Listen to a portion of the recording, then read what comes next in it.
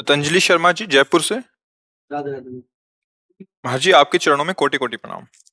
महाराज श्री, हमारी संतान जो हमसे उत्पन्न होगी, क्या वो अपने पूर्व कर्मों के अनुसार शरीर मिलेगा या माता पिता के कर्मों के अनुसार? अगर माता पिता के कर्मों के अनुसार उत्पन्न होगी तो क्या सावधानी रखें? कृपया मार्गदर्शन करें। वो तो आएगा अपने ही कर्मों से, पर उसमें दुख और सुख का अनुभव तुम्हारे कर्म उसमें सम्मिलित होंगे। अगर आपने पूर्व में जो जीव पुत्र रूप में आ रहा है उसके साथ अभद्र कर्म किए हैं, तो आकर के जीवन भर आपको जलाएगा, आपको दुख देगा। और आपने भद्र माने मंगलमय कर्म किए हैं, तो जीव पुत्र बन के आएगा, तुम्हें सुख प्रदान करेगा।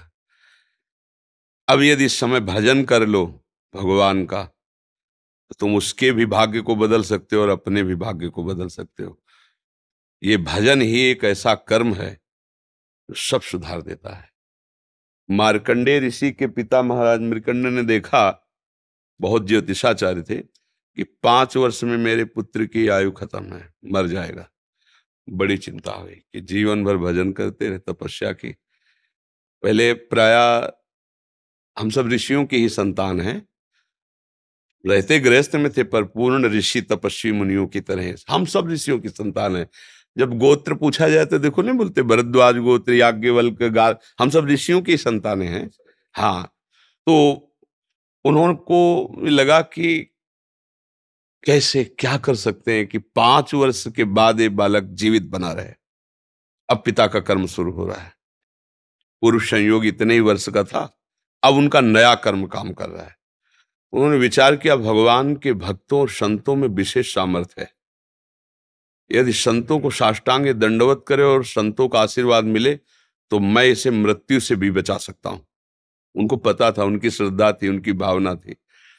तो प्रायः पवित्र नदियों के किनारे ही ऋषियों के आश्रम होते थे, तो गंगा जी के समीप ही, तो घाट में खड़ा कर देते। जो भी संत दिखाई देते, वैष्णव तिलक या शैव तिलक, वो सबको आदेश कर, छोटा सा बालक 2 वर्ष 3, साष्टांग प्रणाम करो, साष्टांग प्रणाम करो।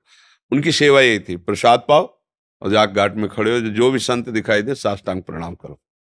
एक दिन प्रच्छन्न वेश से गुप्त रूप से सनक सनंदन सनातन सनत कुमार भी, अब आपको क्या पता कौन महात्मा किस कोटि का किस वेश में तुम्हारे पास बैठा है, या तुम्हारे संग वार्तालाप कर रहा है, या तुम्हें कभी मिल सकता है, हमारी दृष्टि नहीं है ना। और वो दिव्य महापुरुष थे और वो देखा करते थे। जो साष्टांग प्रणाम किया तो चारों संत वेश में थे, उनका चिरंजीवी भव, बस वो आ गए। कहा, महाराज मेरी दृष्टि अचूक है, आप सनक सनंदन सनातन सनत कुमार चारों ब्रह्म कुमार है ना, प्रच्छन्न वेश से आप घूम रहे हैं, ये तो अभागी है, 5 वर्ष में इसकी मृत्यु हो जाएगी। और आप कह रहे हैं चिरंजीवी भव, तो आपके वचन मिथ्या या इसका भाग्य मिथ्या?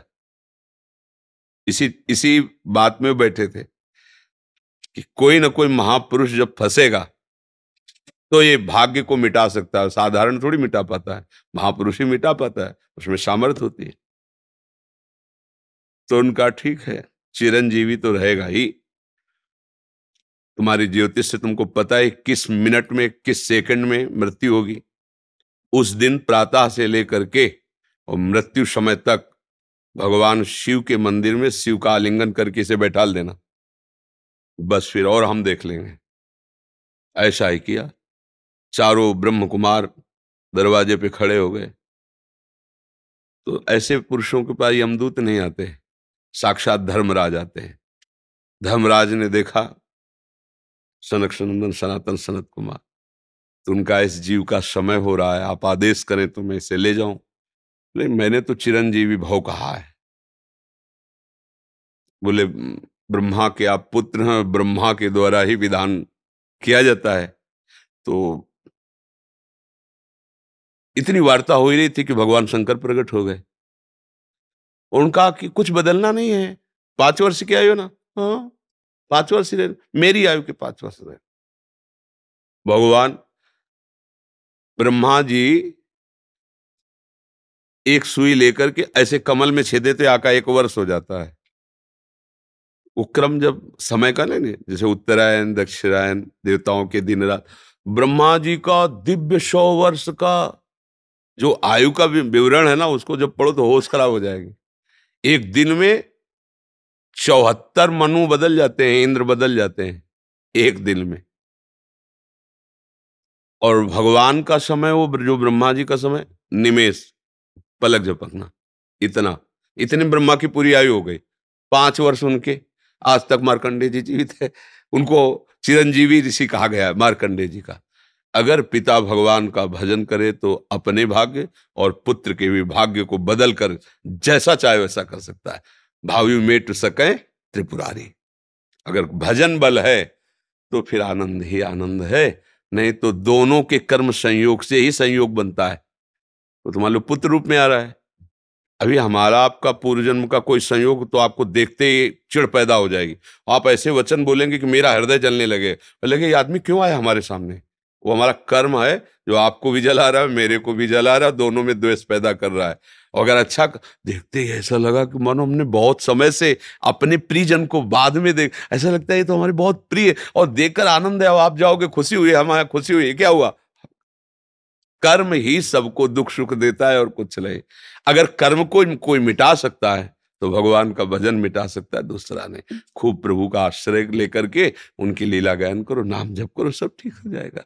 और गर्भस्थ शिशु को भगवत चर्चा सुनानी चाहिए, उससे प्रभाव पड़ता है।